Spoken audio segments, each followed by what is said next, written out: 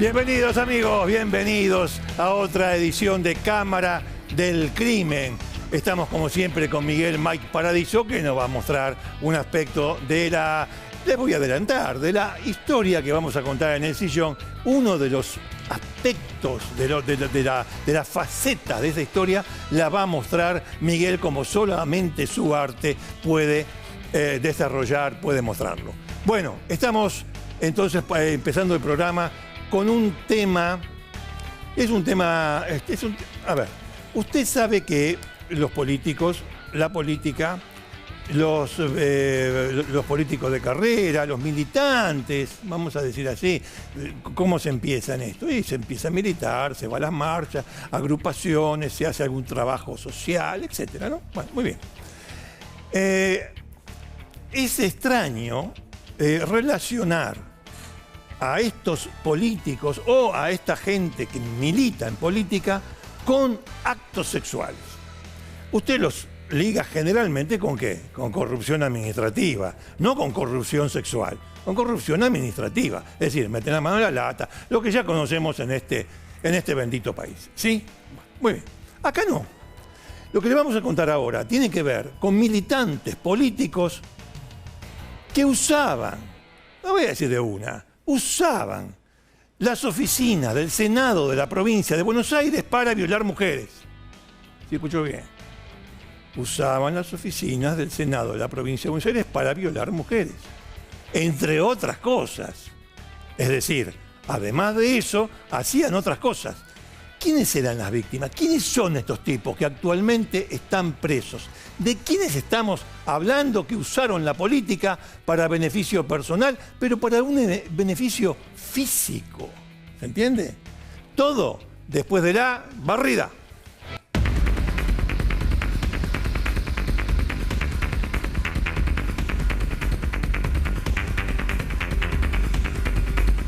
Ahí está, la pareja de degenerados en primera instancia. ¿Sí? Nicolás Daniel Rodríguez, es el boncha este.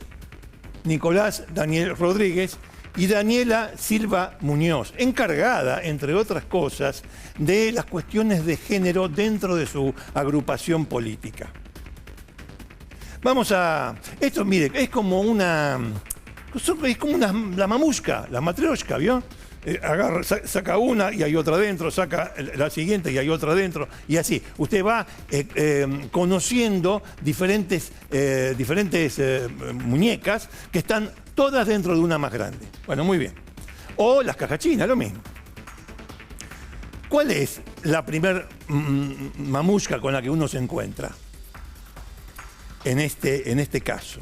Donde militantes políticos engañaban a los que iban a las manifestaciones políticas, las engañaban, porque eran todas mujeres, las engañaban para abusar de ellas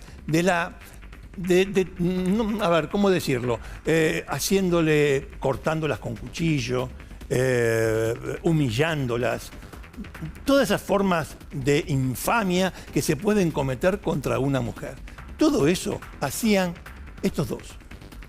Estos dos, ustedes los tienen ahí a mi derecha, bueno, ahora los tienen acá atrás. Esos dos que están ahí. Y todo eso lo hicieron desde el año 2015 hasta el 2019-2020, solos.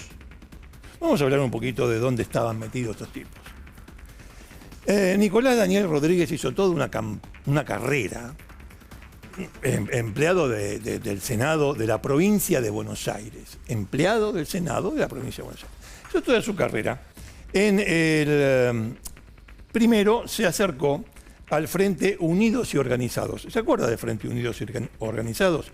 Es un movimiento político que nació en el 27 de abril del año 2012 en el estadio de Vélez, cuando la entonces presidente Cristina Kirchner convocó a ese acto donde fue el movimiento de Evita, la Cámpora, bueno, toda la centroizquierda. Fue ahí. ¿Para qué? Adelantaron porque, bueno, es un poco como lo de Maduro, ¿no? Maduro ponía el día de Navidad, aunque no era Navidad. Bueno, ellos adelantaron el Día del Trabajador. Está bien, 27 de abril del año 2012. hicieron un gran acto ahí, fue muchísima gente, y entonces surgió de allí este frente unidos y organizados. A ver, la Cámpora le dije, el Partido Comunista también estaba, la JP, claro, Colina, Movimiento Evita, el Partido Humanista, había otros. Batallón Militante, que tuvo una desgraciada actuación en las cárceles, permitiendo que los presos condenados a perpetua hicieran prácticamente cualquier desmán dentro de las unidades de Seiza y Marcos Paz. Bueno, en fin, estaban todos esos ahí y en apoyo al gobierno de Cristina Kirchner. Bueno, muy bien. De ese frente se produce, ya para 3 o 4 años después, o durante los años siguientes, mejor dicho, un desprendimiento. Es decir, vamos ahí a la segunda mamushka. Sacamos la primera, Frente Unidos y Organizados. Segunda mamushka, Movimiento Ciudadano La Capitana. Si usted entra a Facebook lo va a encontrar. Hay fotos y qué sé yo, de todo. En la foto, usted fíjese, ¿no? Es un desprendimiento, Movimiento Ciudadano La Capitana. En este movimiento estaba ya mucho más activamente estos dos atorrantes. Es decir, Nicolás Daniel Rodríguez y su pareja Daniela Silva Muñoz, que, insisto, era la referente de género dentro de la agrupación. Referente de género que, en lugar de cuidar a las compañeras militantes, lo que hacía era entregarlas al degenerado de Nicolás Daniel Rodríguez.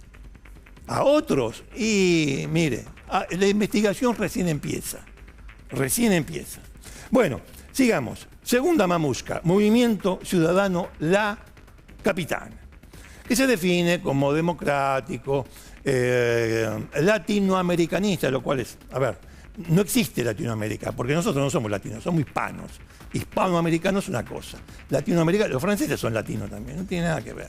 Pero bueno, esta deformación, producto justamente de una propaganda política europea, ha hecho que ahora nosotros digamos que somos latinos. Sí, no somos latinos, no, somos hispanoamericanos, excepto Brasil, excepto Estados Unidos, Canadá. Bueno, muy bien, vamos para adelante, pero acá se estableció esa palabra y siguen con esa.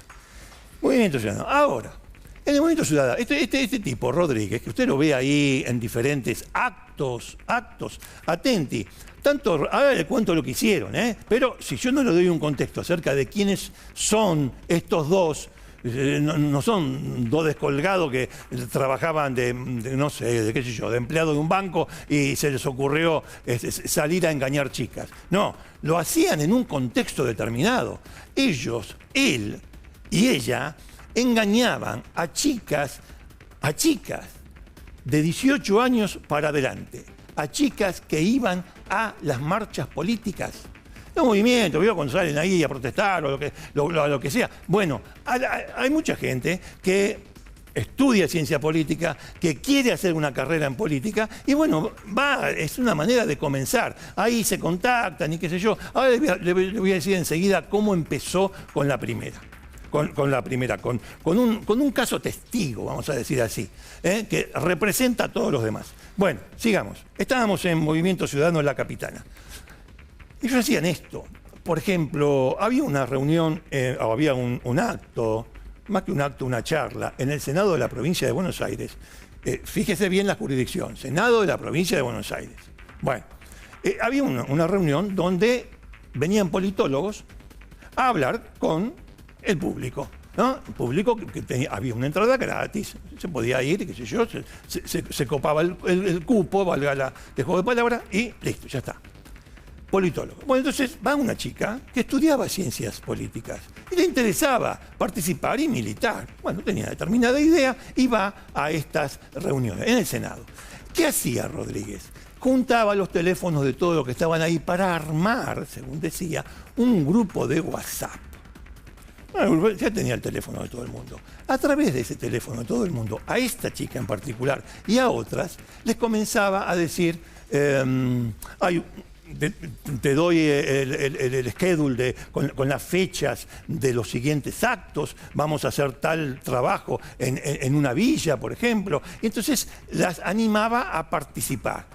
A esta chica de la que estoy hablando, de la que puedo decir, las cosas que le hicieron y de las otras. Todo está en investigación, pero lo de esta chica ya no. O sea, ya está establecido. Voy. Le mandaba WhatsApp ya un poco subidos de tono. Le mandaba fotos de él desnudo. ¿Cuánto de qué? Pero claro, todo eso iba de la mano de otra cuestión. Che, hay una pasantía. Usted imagínese, para una piba de 20 años, 21 años, 22 años, 19 años, que le gusta la política, usted imagínese que le dicen, después de muy poco tiempo, de haber ido a esa reunión con politólogos, póngale, sí, en el Senado, le dicen, che, hay la posibilidad de una pasantía en el Senado. Y la piba se vuelve loca. Bueno, sí, bueno, no sé si me podés anotar y qué sé yo. Yo no tengo ninguna pretensión, yo quiero aprender. Obviamente, como todos los pibes que empiezan en una profesión determinada o en un oficio determinado. Quiero aprender, quiero saber. Bueno, quiero ver cómo se mueve esta cuestión, este mundo político. Y ahí aparecía este desgraciado, este infame de Rodríguez y la que tiene al lado, que es su pareja, Daniela Silva Muñoz, proponiéndole esa posibilidad. Mirá que vos estás primera en la lista, estás al caer y qué sé yo. Entonces, esta piba en particular, cuyo nombre obviamente no vamos a dar, le dice, conversan, siempre, por WhatsApp, ¿no? Conversan, che, venite a... ¿Por qué no armamos una reunión en mi casa? Dice la piba, en mi departamento, estudiante, y así hablamos bien de cómo es esta posibilidad, y qué sé yo. El tipo... Obviamente dice, sí, por supuesto, te lo iba a proponer. Bueno, va a la casa. Lo que ocurre después, yo se lo voy a resumir. Porque comienza como un cortejo, ¿vio? Una seducción. Pero después se convierte en lo siguiente. Durante años, la violó, se quedó a vivir en la casa, y si no vivía en la casa, se quedó a dormir en la casa. Rodríguez, ese que está ahí. Se quedó a dormir en la casa, le propuso y concretó, más que le propuso, la obligó a esta chica a hacer trío con su pareja, esta piba Daniela, la otra, se le aparecía a la noche y estaba en la cama y cuando ella se despertaba estaba siendo penetrada o estaba manchada con el material genético de este tipo, la humillaba, la amenazaba y obviamente acá viene un tema muy curioso, y la hizo entrar al Senado. Pero no estaba registrada en ningún lado. ¿Sabe quién le pagaba a esa chica? 2,20 pesos, claro está, ¿no? Pero ¿sabe quién le pagaba? Y la piba fue y hacía trabajo de administrativa en el Senado de la provincia de Buenos Aires. O sea, tenía contacto con senadores, con legisladores, con, qué sé yo, secretario de la Cámara y todas esas cosas. Bueno, muy bien. ¿Quién le pagaba? Él. Ahora yo le pregunto a usted, que esto justamente es una investigación que ha comenzado y que tiene al día de hoy prisión preventiva para estos dos. Están en cana estos dos. Están en cana. Nicolás Daniel Rodríguez y Daniela Silva Muñoz. Están presos, acusados de 4 hechos de violación gravemente ultrajantes para la víctima, con grave daño para la psiquis de la víctima. Yo le estaba contando uno de esos casos como muestra. Para muestra basta un botón. Entonces sigamos con esto, con la muestra. ¿Quién le pagaba a esta piba? Le pagaba a él. Él le da unos mangos a fin de mes. A ver, un senador de la provincia le puso el ojo a la chica. Ojo, son al menos 3 víctimas. Ojo, al menos 3 víctimas. Y el caso se sigue investigando. Pero le puso el ojo a esta chica. Senador, ¿qué le propone un político con un cargo? Yo lo conozco desde la época, mire, desde los años 70. Conozco lo que hacen. Algunos, no todos, obviamente. O muchos y algunos no. No sé. Bueno, le propuso un fin de semana a todo lujo a la piba. El senador le propone a la piba un fin de semana a todo lujo. Anda a saber por dónde. Pero no era en La Plata. No era en La Plata. Bueno, muy bien. Resulta que cuando le cuenta la chica a Rodríguez que la habían invitado, es un senador, la había invitado, puso el grito en el cielo, la insultó, la basurió, la amenazó, y cuando volvió de ese fin de semana, se lo encontró a él a la noche en su casa y la violó. Pero hacía cosas, Rodríguez, hacía cosas tan extrañas, como que se aparecía en la casa de sus víctimas, y no se olvide que le estoy contando un caso, igual se repite con los otros. Y hacía cosas tan extrañas que apareció la última mamushka. ¿Cuál era la última mamushka? La Orden de la Luz.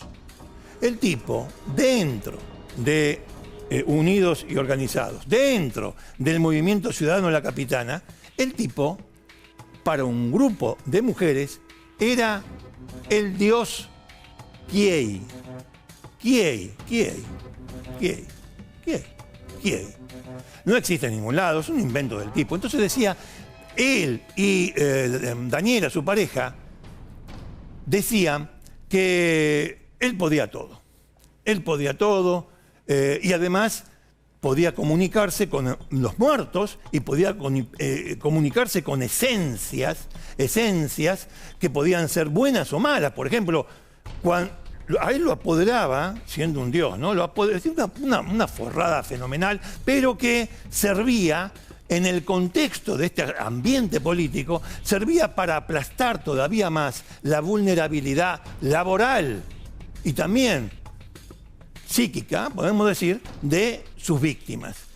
¿Qué decía? Bueno, no, también hay un espíritu que se llamaba Skrull, que era un espíritu, un guerrero de la antigüedad malvado, que es el que, por ejemplo, aparecía cuando él les pegaba a las chicas, las sometía de manera brutal, las agredía con algún elemento. Yo hablé de una de ellas, tenía cortes de cuchillo.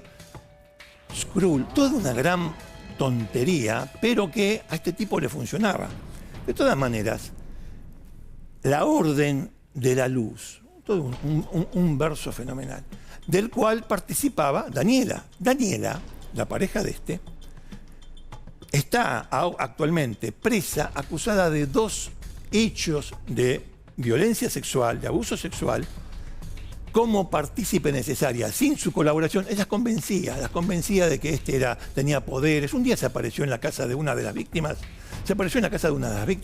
a la noche, a la madrugada, disfrazado de negro, con un vestido, un atuendo negro, con una capucha y 2 katanas. 2 katanas son 2 cuchillos japoneses, de la cultura japonesa. 2 katanas. Bueno, volvamos a un punto. ¿Quién le pagaba? Porque, a ver, ganaba como un empleado de 5 o 6 años de antigüedad, 7, póngale. Bueno, muy bien. ¿De dónde sacaba la plata para todo esto? ¿Era el único, él y su pareja, que actuaban de esta manera? Hasta llegar al punto en que se determinó que algunos de los actos de abuso sexual se cometieron en oficinas del Senado de la provincia de Buenos Aires, a tal punto que la que hacía de campana, por decirlo de alguna manera, mientras dentro de la oficina una de las militantes, cualquier militante que él hubiese elegido, o sea, que Rodríguez eligió, la agredía en la oficina. Mientras, insisto, Daniela hacía de campana, cuidaba la situación. Bueno, muy bien. Vamos a hacer una cosa. Hay muchos de los detalles de lo que este tipo le hacía a las víctimas. Pero vamos a hablar, si está en línea, Nacho, decime, con Ignacio Fernández Camillo, que es abogado que representa los intereses de las víctimas de este caso. Doctor Fernández Camillo, lo estoy viendo, lo saludo, ¿cómo le va? Buenas tardes, gracias por estos minutos con Cámara de Crimen. Muchas gracias a ustedes por el interés en el caso. Es un caso yo diría, tiene también un interés institucional, porque todo esto ocurre en el ámbito de una de las instituciones más importantes de la provincia de Buenos Aires y muy, muy fuertemente ligada con la política. Yo me olvidaba de decir, entre otras cosas, que este movimiento La Capitana, que durante muchos años comandó Giselle Fernández, la hermana de Cristina Fernández, este movimiento Capitana apoya, insisto, basta ir a internet, apoya desde febrero del año pasado a la candidatura presidencial de Axel Kicillof. O sea, ahí no hay problema de Cristina, Axel, no, parece que no. Bueno, doctor, háganme una especie de resumen de la causa, si eso es posible. Sé que es una causa compleja, es abundante, pero a ver, apelo a su poder de síntesis. Gracias. Sí, lo primero es que son dos las causas, hay dos investigaciones abiertas. Bueno. Comentabas que está en prisión preventiva por 4 hechos, esa es una de las investigaciones. Me pareció una forma bastante gráfica el tema de la Mamutzkas. Es importante también que esto se remonte incluso más atrás. ¿Más atrás de 2015? Más atrás de 2015, la participación en el Senado. De hecho, existe otra investigación por lesiones calificadas por la violencia de género iniciada a Nicolás y también a Daniela por parte de una empleada del Senado, porque fue en la puerta del Senado, que es perteneciente al movimiento radical. Porque Nicolás Rodríguez ingresa por la coalición ARI.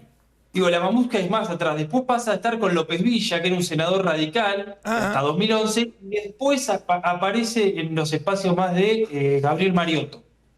Gabriel Mariotto, bien. Exacto. Bien. La primera denuncia es en el año 2019. Vamos a decir víctima 1 y víctima 2. En esa denuncia las imputaciones son por 5 hechos, entre los cuales están, como bien decía, los abusos sexuales calificados, con acceso carnal, calificados por el daño a la salud mental de las víctimas. Claro. Que estos están determinados en una pericia psicológica y psiquiátrica a las víctimas, y que las lleva la fiscal Bettina Lacchi de La Plata y el juez Pablo Raele. En esa investigación no se decretaron detenciones porque el juez entendió que ya estaban detenidos en el juzgado de garantías 4 y no era necesario por la otra causa. Para esta también. Por la otra causa. Por la otra causa, claro, ya estaban presos. Exacto. En la otra causa son las víctimas 3 y 4 y en principio la imputación y la detención y el pedido de preventiva fue por abusos sexuales con acceso carnal calificados por el uso de arma. Esto que vos comentabas de los cuchillas. Sí. Hay otros hechos de privación ilegal de la libertad porque cerraba las puertas de las oficinas del Senado para encerrarlas o de departamentos. Cerraba las oficinas del Senado para abusarlas. Exactamente. Con oficinas de presidencia del Senado. De la presidencia del Senado. A ver, en estos años. Si lo hizo, a ver, se investiga si lo hizo más de una vez ahí. Lo hizo más de una vez. Estos hechos son de 2015-2016. Ahora, doctor, Ricardo, yo te pregunto lo siguiente. Mire, quiero ir a dos cosas que a mí me dan vuelta en la cabeza. Primero, ¿quién lo bancaba económicamente? Y segundo, ¿quién lo bancaba políticamente? Y acá hay dos cuestiones. La primera es, no nos consta esto de que él pagaba un salario. Sí, no consta. Que las becas, no consta que él lo haya pagado, sí que las hay una víctima. Sí, dígame. Y que esas becas accedían a través de la militancia en una organización, y como él ya era planta permanente dentro del Senado, era como una referencia para esa organización de decirle, che, mirá, tenemos a Nicolás Rodríguez, referenciate con él, acércate a él, coordiná con él para tu trabajo en la beca. Y una, por ejemplo, funcionó como secretaria ad hoc de él como jefe. Y en ese marco es que se dio el abuso dentro del Senado. Dentro del Senado. Después, sí. Discúlpeme, yo le subrayo porque hay cosas que realmente me cuestan entenderlas. A pesar de que hemos visto casi de todo. Pero no lo quiero interrumpir más. Sí, continúe, por favor. No hay problema y nos cuenta todo. A mí cuando me llega esta situación, yo empiezo a intervenir a mediados de octubre del año pasado, no hace mucho, y empezamos con mucho ahínco porque no podíamos creer la situación, digamos, lo que nos traían las víctimas, la realidad de que efectivamente era así todo, y que había una investigación en 2019, había una en 2025 y todavía no había medidas. Entonces era como incredulidad y a la vez una necesidad de que ya se accione. Y en esto, que es importante, se dejaba una parte del salario de la beca a la Ujú. organización, a él. O sea, no solo que él no ponía de su bolsillo, sino que recibía, que es algo, Ah, como recibía, comentaste bueno. anteriormente, muy común. Recibía de los canales que usted estaba comentando, bueno, recibía a ver, solventaba, por decirlo de alguna manera, usted dígame si me estoy equivocado, solventaba de alguna manera el engaño con estas chicas. No lo solventaba. Él recibía como parte de la Nada. organización. No sé si rendiría, qué harían, si era para movilizaciones, desconozco, para merenderos, para comer. Sí. Desconozco. Lo que sabemos es que tenían una beca y que en el marco de esa beca la mitad la daban a la organización y que la otra mitad, incluso una de las víctimas, no estaba a nombre de ella la beca, sino de una amiga. Esto está también todo en la investigación. En una Ahora, palabra, pero yo digo esto, el Senado de la Nación pagaba becas a estas chicas que habían sido engañadas por esta torrante. la provincia de Buenos La Aires, provincia de en el Buenos año Aires, 2015. a El través año de este, o 2015. sea, no a través de este como canal financiero, sino a través de este porque te sugería. No. Por eso yo A le ver, decía que ahí acláремelo. había una confusión. Sí, no, por Ellas eso, aclárelo, ingresan aclárelo. becadas al Senado de la provincia y la organización en la que participan le dicen, che, tenemos a este compañero que está ahí, que está en el Senado. Sí, Referenciate con él porque dentro del Senado tenía que tener una referencia. sí, Ese, digo, uno de los casos. Hay otros casos que no tienen vinculación con el Senado directa. Que la sí. vinculación era, por ejemplo, una escuela secundaria del Club Estudiante de La Plata, ¿Y o qué era la hacían? Asociación de Politólogos, que es lo que uno de los casos que más o menos ¿Asociación de había qué? comentado.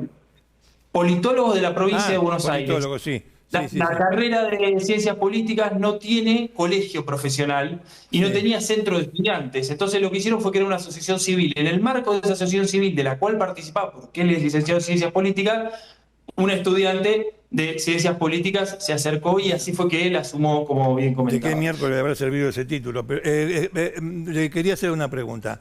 La última de todas las mamushka, si esta figura se entiende, espero que sí que se entienda, la última de todas es la secta esta, la Orden de la Luz, donde el tipo se hacía, decía que era Dios e incluso su pareja le decía a las chicas que él era Dios y que tenía poder y que yo.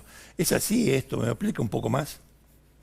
Esto es así, no sé si sería, es como que corre en paralelo, porque no es que captaba desde esa secta, esa orden de la luz, sino que era un dispositivo coercitivo para quienes ya eran víctimas. O sea, una vez que ya había violado a Sí, esta chica, sí, después presentaba este dispositivo para coercionarlas, porque era un dispositivo de seguridad, de vigilancia, o sea, realmente generaba en la psiquis de las víctimas sí, esta sensación de persecución y de que sabían dónde estaban todo el tiempo, porque se los hacían saber a través de correos muy particulares que enviaban o de mensajes, de decirles, che, sabemos que estás en tal lugar, sabemos que te vas a ir a tal otro, te están claro. vigilando en tal lugar.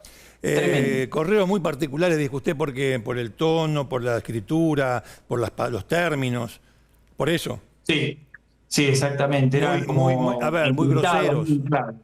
¿Perdón? No, eran en clave, con cuestiones Ah, de la lucha contra el mal y la luz y la y oscuridad. la oscuridad y todo eso. Era Sí, sí, sí, desde sí. un misticismo o más, sí, desde esa Sí, idea. sí, sí. Ahora, dos cuestiones le quería consultar. Una, ¿cuántas víctimas hay en la causa que tienen, en la que tienen preventiva y están presos?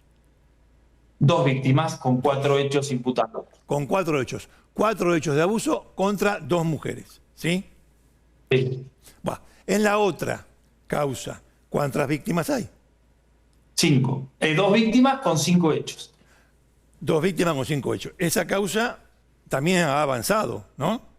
¿Ha avanzado hasta qué Sí, esa punto? cosa avanzada. Sí. Bueno, en esa causa de los cinco hechos, ¿hay alguno que tenga que ver con actos sexuales cometidos forzadamente dentro de oficinas del Senado? Varios. Si no me Varios. equivoco, 3 hechos. O sea, las dos víctimas sufrieron actos de violaciones adentro del Senado de la provincia.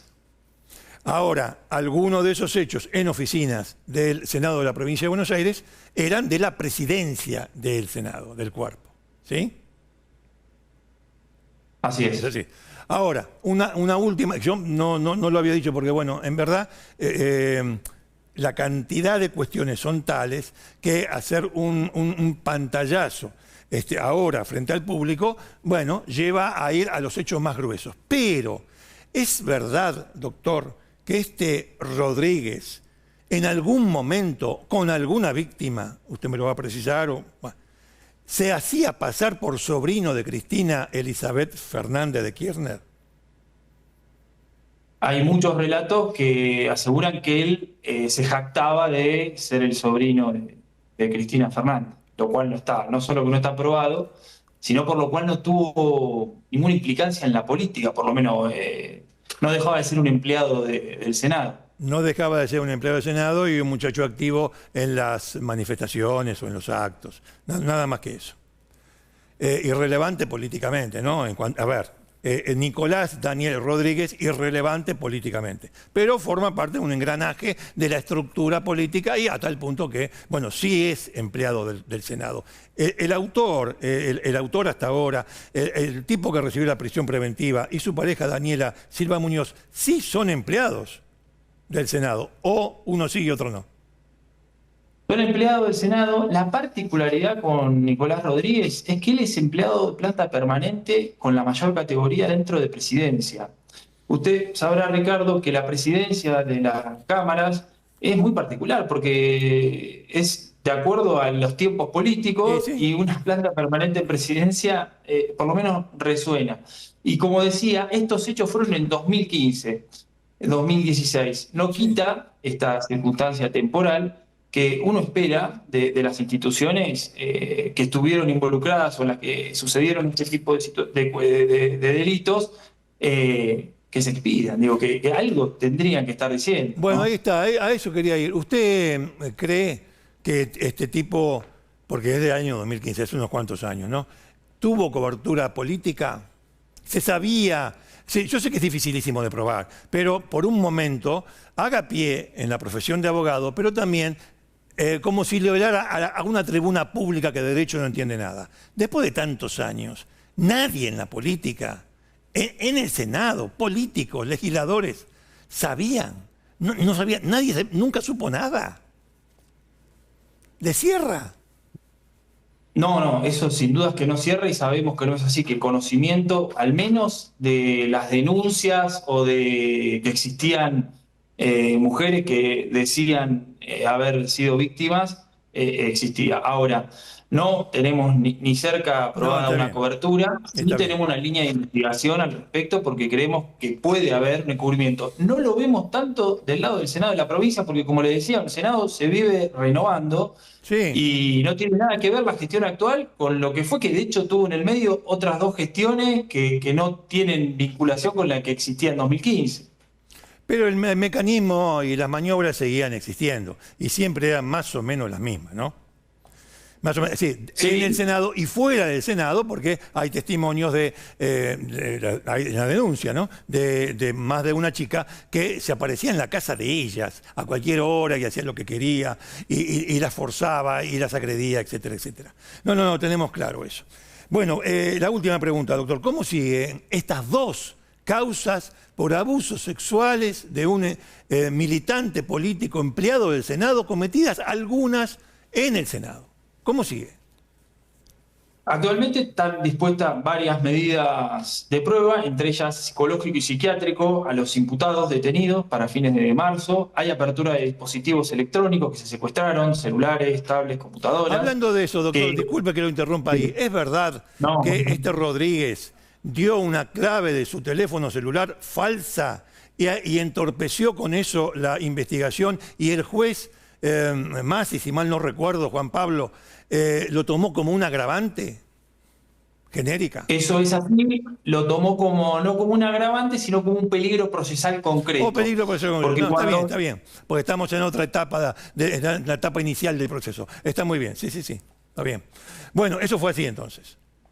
Eso es así y de hecho se descubrió en la propia audiencia de 168 bis, que es una audiencia prevista, pedida por la defensa y prevista para que el juez tome conocimiento de los detenidos antes del dictado de la preventiva. Bien.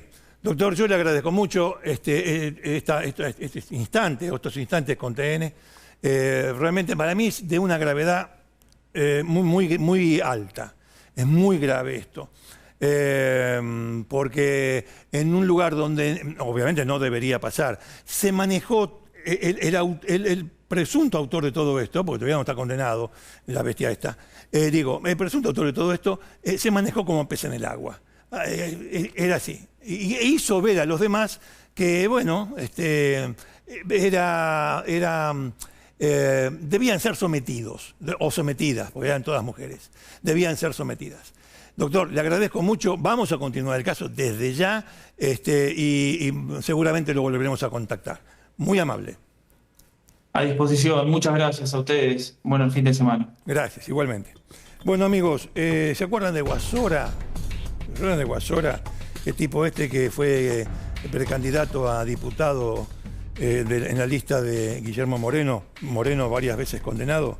Bueno, Guasora está condenado a muchos años de prisión por violar a una menor y darle droga a la mamá de esa menor adicta para que se la entregue.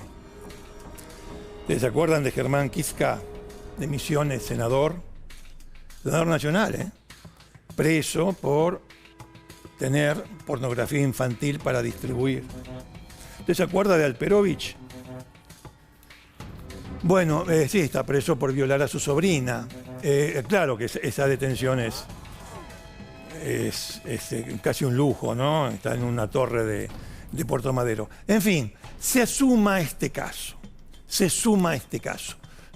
Cerramos. No corrupción administrativa, sino corrupción sexual, física sexual. En la magna institución del Senado de la provincia de Buenos Aires. Pasamos de tema. Vamos a hablar ahora, amigos, de un caso que vinimos ya tratando, que tiene que ver, bueno, de hecho abrimos el sábado pasado Cámara de Crimen con este caso. Erika Antonella Álvarez, en Tucumán. ¿Qué pasó con ella? Apareció en la basura, la tiraron a la basura. ¿Recuerdan ustedes? La habían tirado a la basura. ¿Quién? ¿Quién está detenido por esto? Está detenido un hombre de 50 años, Felipe Sosa, al que le dicen el militar, porque había sido militar. E incluso él en algún momento se definió como experto en violencia, en situaciones violentas. Bueno, una cosa. Estaba preso, se había escapado a Pilar. ¿Recuerdan ustedes que el día que desaparece Erika, con la que Erika estuvo en la casa de este militar? Estuvo en la casa y participó de una reunión sexual, íntima.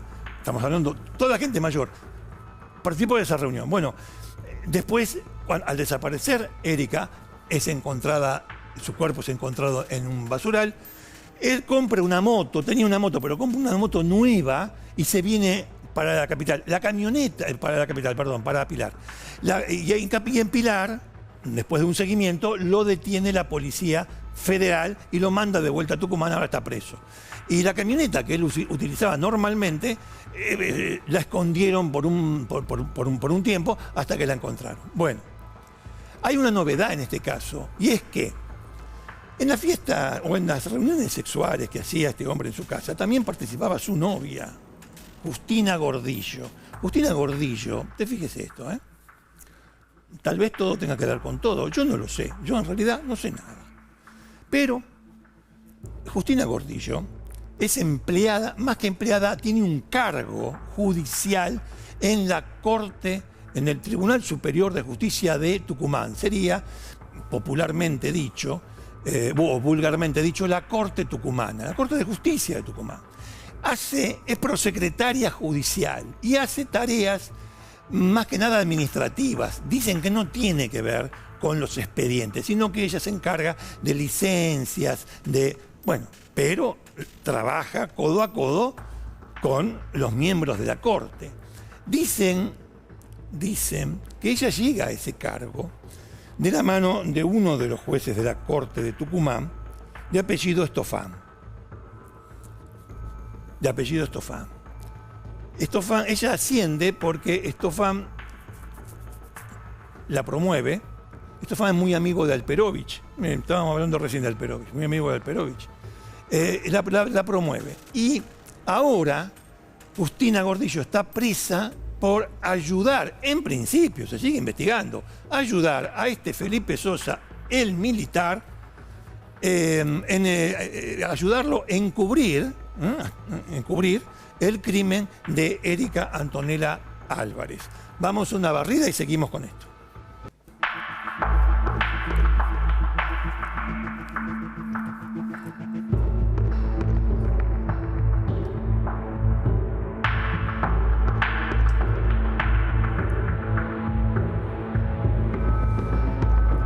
Bueno, sí, es verdad, está bien la pregunta, se empieza a aclarar.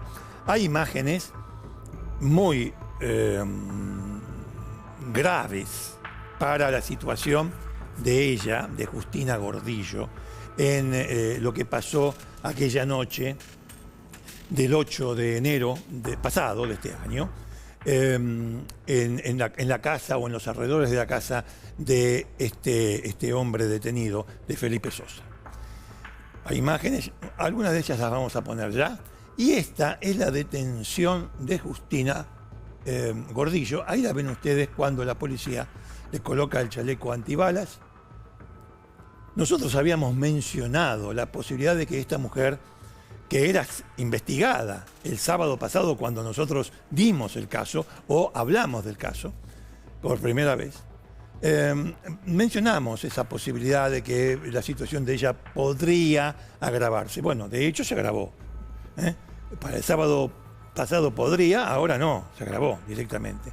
Porque está presa con 3 meses de detención dispuestos por el juzgado que interviene en este caso, con prisión preventiva. O sea, le dictaron la prisión preventiva. El que ven ahí es el militar. Este hombre que parece que dice que es especialista en violencia, situaciones violentas. En fin, ahí está, 50 pirulos, está acusado de matar a Erika Antonella Álvarez. Su pareja, que es Justina Gordillo, esta funcionaria judicial que llegó de la mano de uno de los miembros de la Corte de Tucumán, ahora está detenida con 3 meses de detención, donde se va a investigar si cometió encubrimiento de su pareja o si hay una imputación más grave relacionada directamente con la muerte de Antonella. La familia le dice Antonella, Erika Antonella Álvarez. Bueno, estamos en comunicación con José Inesta, que nos ayudó, que estuvo con nosotros el sábado pasado, también contando esta historia del crimen de Álvarez, de Erika Antonella Álvarez, y ahora nuevamente lo tenemos allí para ampliar la información. Se agregó mucha más información, de hecho, la detención de esta mujer. José, te saludo, ¿cómo te va allí en Tucumán? Hola Ricardo, ¿cómo estás vos? Bueno, nosotros lo anticipamos cuando dimos a conocer el caso de Erika Antonella Álvarez, fuimos cuidadosos. ¿Te acordás que hablábamos de una funcionaria judicial? Bueno, después el abogado de la familia dio el nombre, se trataba de Justina Gordillo. ¿Por qué? ¿Por qué, Ricardo? Porque teníamos acceso a esto que seguramente la producción está mostrando, que son pruebas irrefutables, porque son fotogramas de una cámara de seguridad que está en diagonal a lo que es el domicilio, uno de los domicilios de Felipe Sosa, el ex militar. ¿Te acordás que habíamos hablado que en ese lugar se había hecho un allanamiento y que habían encontrado cintas muy parecidas, o sea, estas cintas como comúnmente se conocen cintas pitón, que son muy resistentes, que estaban alrededor del cuerpo de Erika Antonella Álvarez, y también unas sogas que se creían podrían ser muy similares, se creían los investigadores, a las que encontraron también en el cuerpo de Antonella. Mirá, mientras vos estabas hablando, estamos poniendo al aire esos fotogramas de los que vos mencionabas. Exacto. En esos fotogramas se ve, evidentemente, la luz es la luz de la motocicleta donde llegan a la casa de Sosa, de Felipe Sosa, el militar, Él junto con Sí. la víctima, Erika Antonella Álvarez. Ahí están, en los tres Así es. se ve en diferentes tramos de esa calle, que si vos me vas a corregir, es la calle Santo Domingo, ¿puede ser?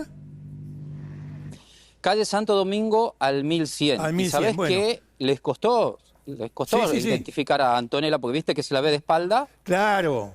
Se la ve de espalda ella. Sí, no, bueno, La primero ve de el tema de que venía con las luces de la moto y bueno, dificulta la Sí. identificación. Y ahora lo que estamos poniendo al aire, José, te voy contando también, es la llegada Sí. en automóvil de Justina Gordillo a el mismo Exacto. domicilio donde habían llegado antes el militar y Antonella. Explícame un Y poquito. estas son esto. pruebas, sí. Bueno, los primeros fotogramas que se ven, y esto te acordás que ya nos había anticipado Milena, la hermana de Erika, que la habían llevado a reconocer en un video a su hermana. Sí. O sea, a Erika, a reconocerla, que iba... Bueno, este es el fotograma del video donde ingresa alrededor de las 9 de la noche, el día 6 de enero, ingresa Felipe Sosa con la moto que vendió, junto con Erika Antonella, ingresan a este domicilio Santo Domingo al 1100 en Yerbabuena, lugar donde se había apagado, donde había dado la señal, acordate, a las 3 de la mañana, la última señal, el teléfono de Erika. Sí, claro. ¿Y quién llega unos 10 o 12 minutos después? Ajá. La funcionaria judicial. Esto es lo que señala absolutamente todo, porque todavía faltan algunas audiencias. Sin embargo, ya la imputaron porque la ven llegar en este vehículo 10 o 12 minutos después. Fíjate, 9 y 12 creo que es el día 6. Sí. ¿Y en qué horario se retira, Ricardo? Esto es fundamental. Ella se retira aproximadamente a las 12 y 38, pero ya del día 7. O sea, Y 3 pasó horas después. varias horas. Claro. Claro, 3 horas después. Ella dijo en la primera audiencia, 3 horas después, ella dijo en la primera audiencia no conocer a Erika Antonella, que no la conoce, pero sin embargo, fíjate, estas pruebas señalan que ella habría ingresado a la casa de Felipe Sosa junto con, casi ahí al mismo tiempo, Claro. con Erika y con el dueño de este lugar, bueno, Sí, el que sí, sí, alquilaba, no, que es el obvio, ex militar, obvio. ¿no? Sí, es evidente que estuvieron Eso juntos tendrá que allí. explicar. Escúchame, hay una pregunta que Sí, te quiero exacto. hacer que está relacionada con lo que se ve en estos fotogramas Sí. en la cámara. Estamos hablando de 3 personas, ¿no? De Sosa, de la En víctima principio. Erika Antonella, y de esta señora Justina Gordillo. ¿Solamente esos 3? Por ahí yo veo Bueno, he no. visto, movimientos, vamos a decir así, movimientos. ¿Vos qué decís? Bueno, acá viene la otra cuestión, Ricardo. Después de que llega, a los minutos, después de que llega Justina Gordillo, aparece un vehículo que todavía se está identificando. Es un vehículo aparentemente un Chevrolet Corsa, es muy parecido Ajá. a este modelo, Sí. y estaciona en la esquina, justo en la esquina que da al 1100, en el domicilio de Felipe Sosa. ¿Qué creen los investigadores? Que allí van 1 o 2 sujetos que participaron de esto que vos decís, de una fiesta, un encuentro sexual, perdón. ¿Y por qué se dieron cuenta que estos 2 sujetos que estarían en este vehículo pasaron toda la noche? Porque ese vehículo llega pasadas las 9, después aparentemente de Justina Gordillo, y se retira al otro día, ya al día 7, casi a las 9 de la mañana. Hace marcha atrás y en vez de pasar por frente de la cámara, pasa ya, digamos, se retira, Sí. va por la misma Santo Domingo, que es doble mano, y se retira. Estos 2 sujetos, unos 2 sujetos, Sí. que los investigadores tienen en la mira, lo están investigando, todavía no se dieron a conocer las identidades, pero tendrán que explicar qué hacían en el domicilio de Felipe Sosa, así como Justina Gordillo. ¿Sabés por qué, Ricardo?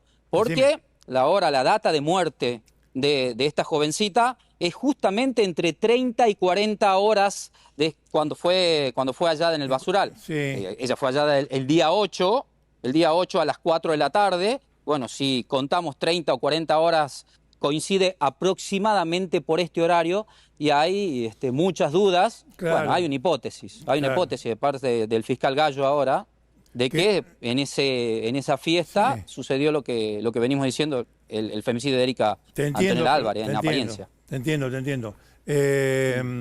Tenemos una imagen más que tiene que ver con una camioneta está ploteada, tiene el nombre de una empresa que, vos me vas a corregir, José, es del militar Felipe Sosa. Nacho, ¿cuál era el nombre de la camioneta? ¿Cómo? Mundo Limpio. Mundo Limpio. Yo no lo llego a ver. Mundo Limpio. Mundo Limpio. Bueno, José, háblame un poquito de esta camioneta. Bueno, cuando se empezó a investigar a Felipe Sosa, se dieron cuenta los investigadores que tenía Felipe por lo menos dos empresas. Una, la que ya veníamos hablando, que se llama Seguridad Objetiva, que es la que custodia la mayoría de los countries y los barrios exclusivos de Tucumán. Y la otra está, Mundo Limpio. Ajá. Y llamó la atención que esta camioneta llegó, había llegado el día 6, había estado unos minutos, se fue, y llegó el día 7 y se quedó aproximadamente, se cree, 1 o 2 horas, dio la vuelta al fondo de la propiedad de Felipe Sosa, y fíjate, seguramente tenemos ese fotograma, cuando se retira y pasa por frente de la cámara, se ve claramente que en la parte de atrás llevan, por lo menos lo que se ve, lo que vieron los investigadores, sí, bolsas de residuos similares a las que se utilizaron para descartar el cuerpo de Antonella Álvarez. Sí, así que están, fíjate vos. Le estoy marcando al público, están en el círculo rojo lo que serían bolsas de residuos, como decís vos, similares a aquellas en las que fue descartado el cuerpo de Erika. Sí, ahí lo vemos. Bueno, se van reuniendo pruebas, indicios, presunciones que van en un solo sentido. Es decir, las personas que están ahora detenidas habrían tenido que ver con el crimen o con su encubrimiento, en el caso, por ahora, de Justina Gordillo, ¿no, José? Sí, así es, Ricardo, y hay un detalle no menor. Vos fíjate que en la detención, que seguramente le estuviste mostrando en video, se ve una mujer menudita, ¿no? Muy chica, muy de cuerpo muy... Sí, muy menudita. Una de los argumentos que habrían salido desde el entorno de esta mujer es que, bueno, con ese cuerpo, ¿qué daño le podría haber hecho a Erika Antonella Álvarez? Pero, sin embargo, y esto estuvimos hablando hace poquito con la familia me dice, mira, José, Erika era muy menudita también, era una chica muy bonita, pero medía no más de 1,50 m y no pesaba más de 50 kilos, 52 kilos. Claro. Así que ellos suponen que podría esta mujer haberle hecho daño a Erika. ¿Por qué? Porque te acordás que veníamos diciendo que había un video sexual que Erika le había mostrado a su hermana, en donde estaría también esta mujer, y decía, mi hermana estaba asustada porque esta mujer estaba muy celosa. Sin embargo, vamos a dejar que, por supuesto, siga la investigación, por eso estamos dando muchos datos también, y venimos cerca. La mujer no está imputada por el homicidio simple o el homicidio, como en el caso de Felipe Sosa, sino por encubrimiento agravado, porque por supuesto es funcionaria judicial. Por ahora no está siendo investigada específicamente, sin embargo puede cambiar su situación si el fiscal Gallo, el último fiscal el que está investigando, detecta que hay algún elemento que la involucre con el femicidio de Erika Antonella Álvarez. Te entiendo. Bien, José, te agradezco mucho como siempre, excelente el trabajo y nos volvemos a ver porque vamos a continuar con este caso que va a tener más novedades seguramente. Gracias, José, querido. Así es. Un abrazo. Hasta luego, Ricardo. Un abrazo enorme. Bueno, amigos, vamos a tomar un poquito de agua y llevan 1 hora, ¿no? Con esto, con el cámara, sí, llevan 1 hora. Bueno, a ver si me lo mandan. Entre los guapos, sí, andaba entre guapos y andaba en la camorra, pero de la camorra italiana, de la mafia de Nápoles. Vamos a hablar de una dama, la dama de la mafia, la reina de la mafia, la reina de la camorra, llamada Assunta Pupeta Maresca. Sí, 15 años tenía ella cuando se dio cuenta, un poquito antes, que había nacido en una familia de mafiosos. Sí, lo único que conoció durante su crecimiento, Pupeta. Pupeta le explico qué significa. Es un apodo, ella se llama Assunta Maresca. Le decían Pupeta. Bueno, se creció en un ambiente de mafia, o sea, de visitas a la cárcel, porque lo metían en cana cada 2 por 3 a su familia. Su padre era contrabandista de cigarrillos. Su tío paterno era contrabandista de cigarrillos. Su tío materno había matado al hermano. Es decir, era gente, toda gente. Usted sabe. Y bueno, ella nació en Castellammare de Stabia, que es una localidad muy cerca de Nápoles, la ciudad de Nápoles. Y sí, claro, eran camorristas, todos pertenecían a la mafia. Ella a los 18 años aproximadamente ganó un concurso de belleza. No, se la bancaba el asunto, ¿eh? No. Ah, pupetta. ¿Pupetta por qué? Porque en italiano pupé es muñeca y pupetta es muñequita. Es una vieja palabra, también se dice en francés, ¿eh? Y en latín, pupa, pupé, es muñeca o nena. Pero bueno, en este caso, muñequita, Assunta Pupetta Maresca. Ya tenía ella, estaba llegando a los 20 años, cuando conoció a una mujer de armas llevar ya de piba, porque antes de conocer a quien sería su marido, que es lo que le iba a contar ahora, había estado en el colegio, bueno, obviamente fue al colegio, y en el colegio a ella le gustaba llevar cuchillo. Digo, ¿quién no lleva un cuchillo al colegio?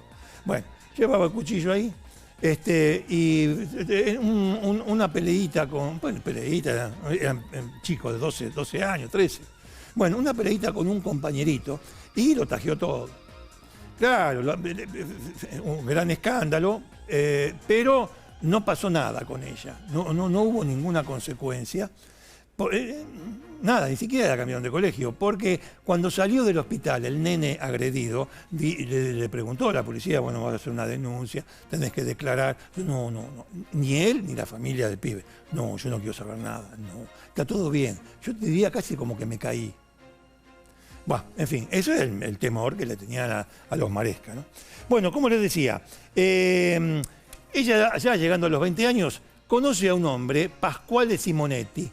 Pasquale Simonetti era otro mafioso, pero que tenía un negocio más grande, negocio ilegal, ¿no? Obviamente, con un socio llamado Antonio Espósito. Entonces, Pasquale Simonetti, pretendiente de Pupetta, tenía como socio a Antonio Espósito y se dedicaban a dar protección al mercado de frutas y verduras de Nápoles.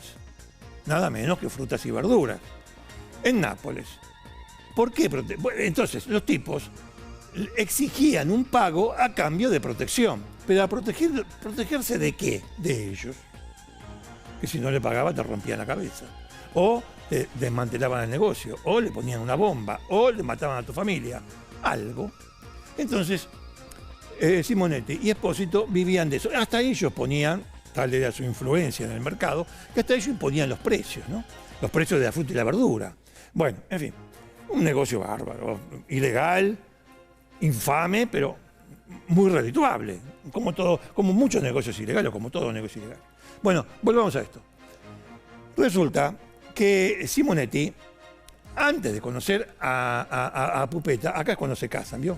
Pero antes de conocer a Pupetta, había ido a matar a un tipo y le erró.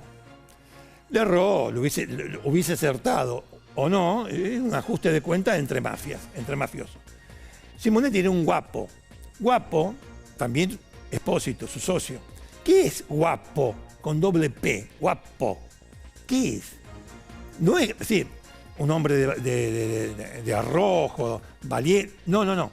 En el ambiente de la mafia, de la camorra, es un hombre que puede resolver problemas. Entonces la gente iba o recurría a un guapo, que vendría a ser, si lo trasladamos a Sicilia, un capo. Bueno, un guapo es un tipo que resuelve problemas, entonces la gente iba y le llevaba problemas. Entonces el tipo el guapo, era juez, era todo, era amigo, era juez, consejero y hasta verdugo. Cuando hacía falta, hasta verdugo. Bueno, Simonetti era un guapo y Espósito, su socio, también. Lo meten en cana porque lo acusaron de haber querido matar a un rival mafioso. Lo meten 8 años en cana. En esos 8 años, su socio, Espósito, le dice: no te hagas problema, querido. Toda tu parte yo la guardo y cuando vos salís te la doy. A los 8 años, este hombre, Simonetti, sale y Espósito no le da un mango. Simonetti estaba interesado en Pupetta, la conocía de pequeña, y estaba interesado en ella, le llevaba 10 años él, ¿eh? Bueno, estaba interesado, entonces para no hacer las cosas al revés, pidió permiso a la familia de Pupetta, a los Maresca, para ir a cortejarla. Bueno, muy bien. Dijeron que sí, y el tipo hizo todo en regla, en regla. Se casaron en 1955. Ella estaba de 3 meses, ¿no? Estaba embarazada de 3 meses. Se casa. A los 3 meses, justamente, del casamiento, ya seguía siendo 1955, ella con 20, embarazada, Espósito, el socio de Simonetti, o ex socio, que sabía que le iba a reclamar toda la plata que había recaudado cuando estaba en Cana, Espósito entonces lo manda a matar, y lo matan. Va un sicario y lo mata a Simonetti. Para que Asunta, hecho un mar de lágrimas, como se suele decir, estaba destrozada, desesperada, deshecha. A los 20 años estaba viuda y esperando un pibe. El panorama era bastante desolador para ella, ¿no? Y entonces, ¿qué hace? Dice, no. Le habla con su hermano, Ciro, el hermano de Pupetta. Ahí tenemos a Pupetta cuando ya la van a ver, cuando tenía 19 años. Ahí está, ¿ves? Era una belleza en su época, ¿no? En su época. Y bueno, ¿qué hacemos? No, yo sé que lo mandó matar Espósito, dice Pupetta. Es decir, que yo a Espósito lo voy a matar, pero no lo voy a mandar a matar, lo voy a matar yo. Le dice todo esto al hermano Ciro, que era menor que ella, y se van a 200 kilómetros de Nápoles a pensar un plan para matar a Espósito. ¿Por qué se fueron a 200 kilómetros? Porque en Nápoles cualquier palabra que se diga, incluso en el dormitorio, en la intimidad, la sabe todo el mundo. ¿Cómo? No sé, pero ella tenía desconfianza de todo, hasta de su propia familia. Se va con su hermano ahí, piensan el plan, vuelven, y resulta ser que en el año 50 y... ya pasado, en el 56, llama por teléfono, ella llama por teléfono a Espósito y le dice, yo quiero hablar con usted, don Espósito, que era otro guapo, con usted, porque me quedé sola al frente de un negocio y lo quiero manejar. Pero como usted es un hombre con experiencia y además tiene una posición muy importante, y van mi respeto, como hablaban así como antes, ¿no? Y van mis respetos y todo. Quisiera hablar con usted para que me aconseje sobre el negocio de la extorsión a los verduleros o al mercado de frutas y verduras. Bueno, muy bien. Espósito dice, esta mina no se dio cuenta que yo estoy detrás de la muerte de su marido hace 4 meses. Así que le dijo, sí, nos encontramos en un café muy conocido, un café en el centro de Nápoles, cerca de la estación de trenes, en la Piazza Garibaldi. Ahí en Nápoles, ¿quién fue a Nápoles? Un café muy concurrido, por otra parte. Bueno, muy bien, va Pupetta, entra al café el día determinado en que le dijo a Espósito estaba en la barra tomando un ristretto, se da vuelta, la ve y se acerca, estaba lleno de gente, se acerca a saludarla.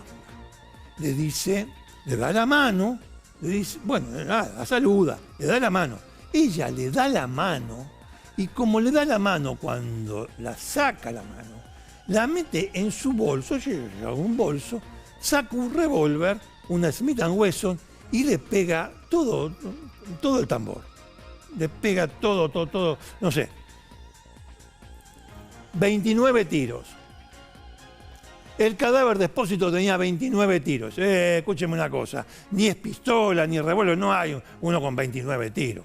Ahí está el asunto, queridos amigos. Ahí está el asunto. ¿Cuántos mataron a Espósito? ¿Ella sola? ¿O fue una emboscada de varios? El hermano estaba ahí, Ciro, y otros, fieles a Pupetta. Dicen que o Pupetta le descargó, le tiró los primeros tiros Después lo remataron o le siguieron disparando y ella se reservó el tiro de gracia, que se lo pegó muerto, porque el tipo ya estaba muerto, Espósito. Más o menos a las 2 semanas, Pupeta Maresca, ya muy embarazada, como se dice, estaba ya de 6, 7 meses. Bueno, va a la cárcel, la agarran por el crimen de Espósito. Viejo, adentro. Y va a la cárcel. La tratan en la cárcel como si fuese un capo, un guapo, como si fuese un varón. Es decir, en este sentido, le dan todas las comodidades, todo el respeto del mundo porque ella era Pupeta. Y encima había cometido un acto que para muchos napolitanos, bueno, se podía dejar pasar. La justicia no lo dejó pasar, la administración de justicia. Sino que ella tiene a su hijo, Pascualino, le pone Pascualino en honor a su padre, Pascuale. Pascualino lo tiene en la cárcel. Lo tiene en la cárcel. Pasa 4 años Pupeta en la cárcel sin juicio. Y al 4.º año le hacen el juicio. Y le dan 13. En realidad le dan una pena mayor. Y después por reducciones de pena termina en 13 años y piquito de prisión. Al hermano primero lo condenan a 12 y después en casación lo absuelven. El hermano sale, Ciro. Pero ella no, ella que se quedó. Indulto, beneficios y qué sé yo. En 1965 ella sale de prisión. 10 años estuvo en cana. Pero en una cana de esa manera, ¿no? Con todos los beneficios de los guardias. Además, repartían, porque bueno, los capos hacen así. Y ella no dejaba de serlo. Al salir, se encargó de los negocios de su marido. Y fue criando a su hijo en la misma cuestión, ¿no? En el año 70, pasaron 5 años, conoce a un tal Amaturo, un mafioso que traficaba armas y droga. Amaturo era capo de una rama de la camorra llamada la Nueva Familia. Se enfrentaba con la otra rama de la camorra llamada la Nueva Camorra Organizada, de Cútolo, un mafioso llamado Cútolo, Raffaele Cútolo. Bueno, ella estaba contra Cútolo y a favor de, bueno, obviamente su pareja, Amaturo, en la nueva familia, en la nueva familia de la camorra. Resulta que en el 74 le hacen una emboscada a Pascualino, a su hijo, y lo matan. Lo apuñalan, lo estrangulan, le atan una piedra al tobillo y lo tiran al mar. Ella inmediatamente piensa que fue Amaturo, su pareja. ¿Por qué? Porque le tenía envidia al pibe y además el pibe quería meterse ya en los negocios importantes de la camorra y lo frenaba. Entonces ella pensaba, acá están, ¿no?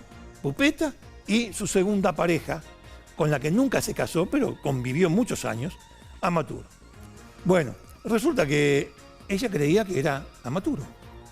Y en la casa ya no se podía vivir, porque los dos se desconfiaban mutuamente. No hubo agresiones dentro de la casa, pero era muy difícil vivir pensando permanentemente que el otro te va a meter una puñalada por la espalda. Era como vio, sin llegar a los extremos de agredirse, como la película Señor y Señora Smith, algo así. En la misma casa los dos se odiaban. Ese odio en algún momento iba a explotar, pero hubo una circunstancia que lo evitó. ¿Qué circunstancia? Los dos se encargaron de asesinar a un soplón de la nueva familia, o sea, de su facción, que le daba información a los contrarios de la camorra, a Cútolo. Entonces ellos lo descubrieron a este soplón, lo mataron y le cortaron la cabeza. Esto fue en el año 89. 89, o sea, pasaron muchos años juntos ellos. Bueno, a ella la detuvieron y él no, porque se escapó. A ella la detuvieron, le hicieron juicio y la absolvieron por falta de pruebas. Él se había escapado, volvió a Italia, volvió a Italia y se convirtió en arrepentido. Reconoció que habían matado a ese soplón, lo que pasa es que a ella la habían absuelto. Ella desde entonces permaneció libre y manejando no ya el negocio de fruta y verdura, sino todos los negocios que se podían hacer en la mafia. Contrabando de cigarrillos, contrabando de droga, contrabando de armas. Todo, todo. Ahí es cuando la detienen en el 89. Bueno, Assunta Pupeta Maresca, en el año 2021, con 86 años, se murió en su casa. El cortejo fúnebre fue multitudinario. Bueno, vamos a ver cómo lo vio Miguelito, la historia de Assunta Pupeta Maresca. Qué historia, ¿no? Historia de la mafia. Típica Bien de la de mafia. Italia. Bueno, ahí la tenemos. A Pupeta disparándole. Esto, ¿quién lo vio? Los que lo vieron están todos muertos, los que estaban en el bar. Bueno, que no declaró ninguno, todos cagaron la pata. Este es el momento que lo mata Espósito, ahí en el bar. Ahí está, Pupeta saca un revólver y le dispara. Y después le pega el tiro de gracia. Y además lo balearon otros también. Bueno, en fin, la venganza de Pupeta vista por el arte, el espíritu artístico de este hombre que es extraordinario. Realmente extraordinario, Miguelito Paradise, ahí lo tenemos, @Miguel Paradiso Arte, en Instagram, y tienen todos sus dibujos, todo su genio y su ingenio, el de Miguel Paradiso. Bueno, amigos, con él nos vamos a una pausa y después volvemos para más Cámara de Crimen. Dale. Bien, amigos, continuamos en Cámara de Crimen con un nuevo caso que tiene que ver con una mujer que salió a hacer deportes, a correr, a trotar, a caminar y demás, en Comodoro Rivadavia, y el 13 de enero primero desaparece unas horas y su cuerpo es encontrado. Usted piensa, bueno, salieron a buscar a la policía. No, es encontrado por amigos. Este caso es el de Valeria Schwab y lo vamos a desarrollar después de la barrida.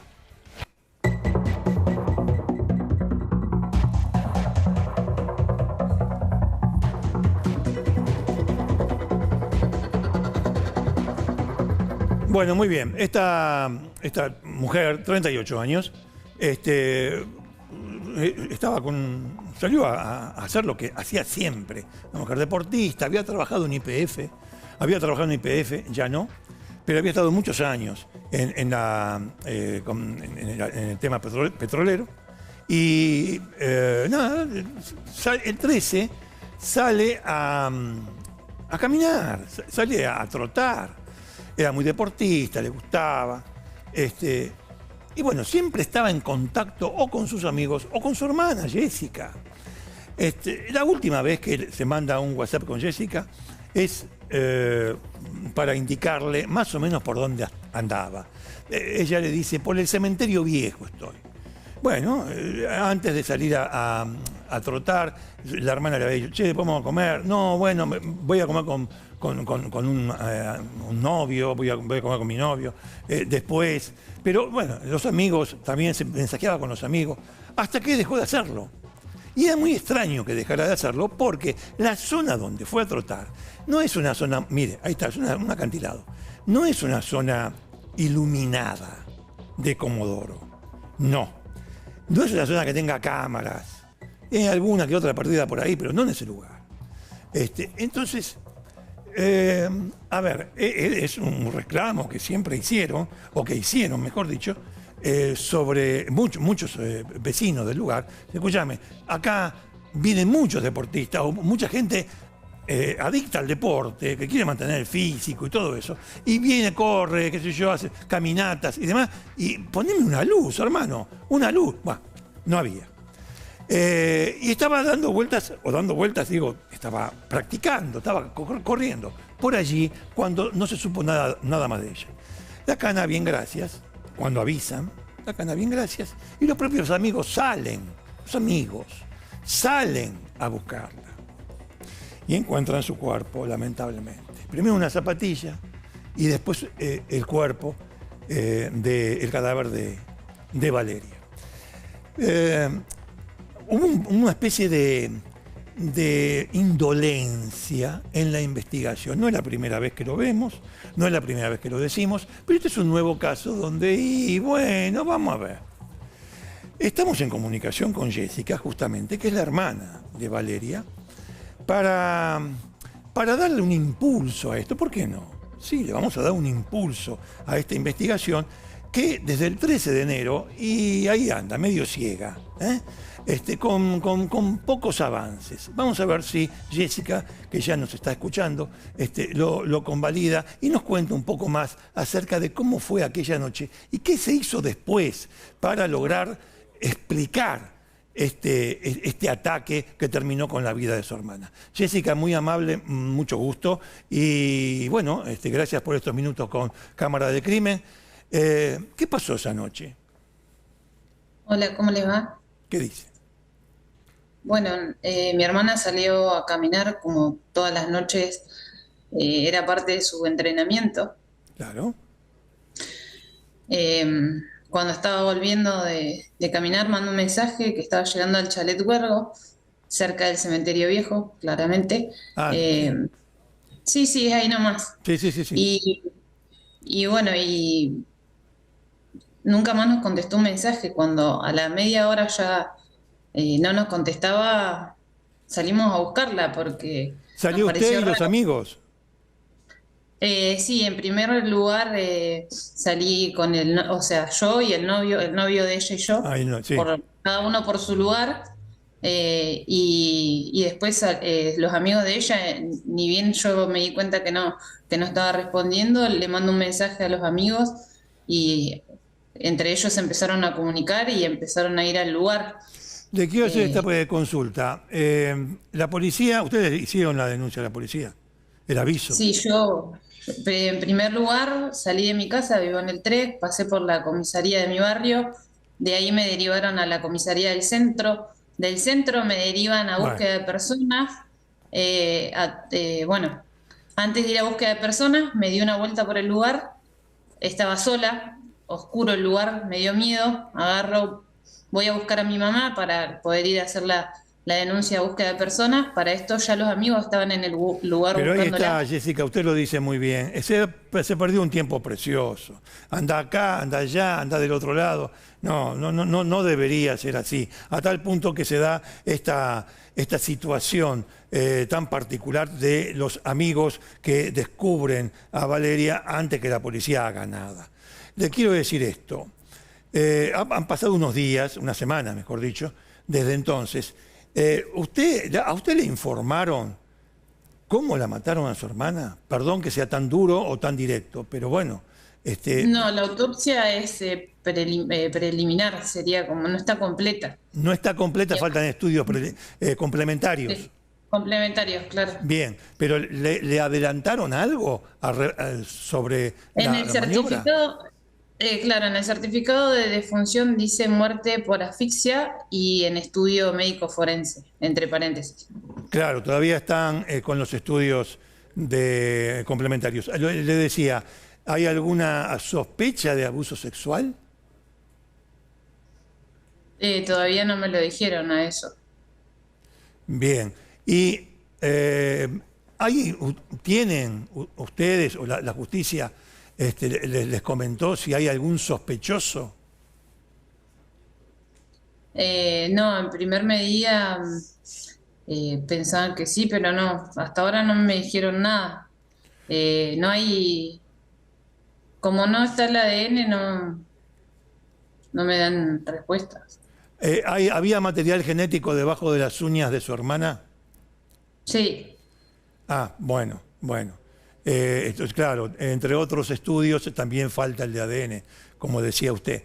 Se había hablado de un albañil que era investigado, pero ese albañil se suicidó misteriosamente. ¿Qué me puede decir de eso?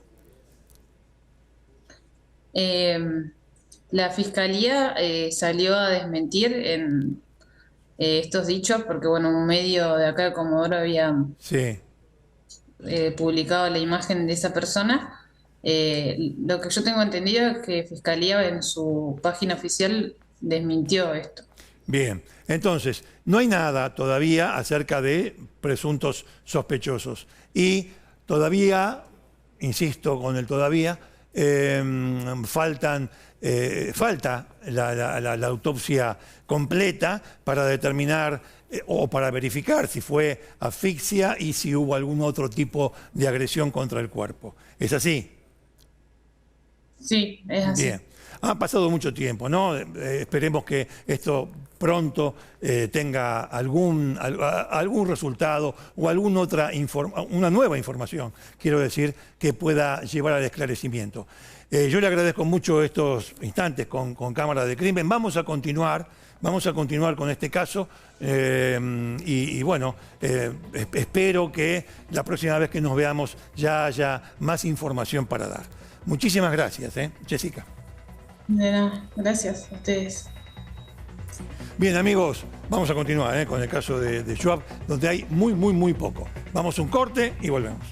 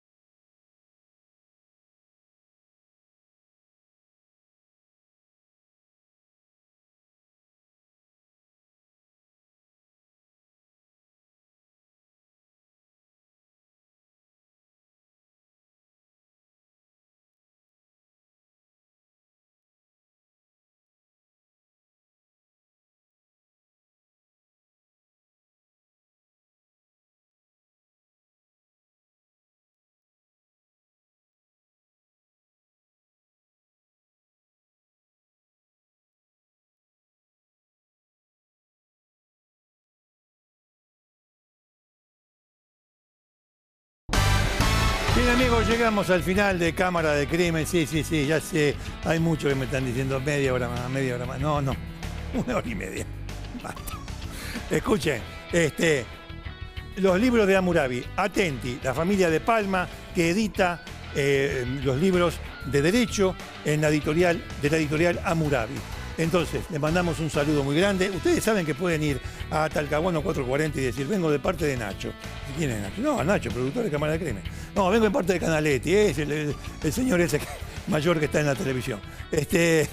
Vengo de parte de Miguelito Paradiso. Y le hacen, sí, en serio, y le hacen un descuento sobre cualquier libro o libros que ustedes quieran comprar de derecho. Es para especialistas y es para legos. Usted puede entender todo porque son libros maravillosos. Bueno, la familia de Palma, un abrazo. Y tengo acá, ¿dónde está? Bueno, no sé dónde la puse.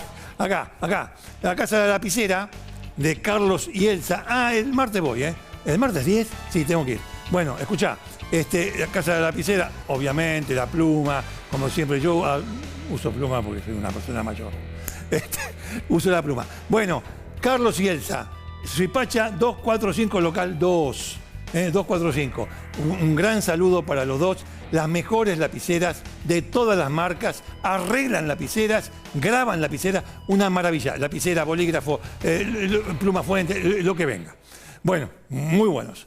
Y Alan, por supuesto, de Juncal, la sastrería a medida, una cosa espectacular de pilcha, de mi amigo Alan, que está en Paraná 541. 541 Paraná. Está Juncal, sastrería a medida de mi amigo Alan. Bueno, amigos, nos vemos en una semana. Y nada, ¿qué les puedo decir? ¿Qué les puedo decir? A ver, ¿qué hora es? Un minuto apenas, no es nada. Che, Virginia, ¿no? Sí, ahora lo voy a ver a Tubio. Y a Mai también está ahí en Bailén. Ojo. Ci vediamo fra una settimana. Arrivederci.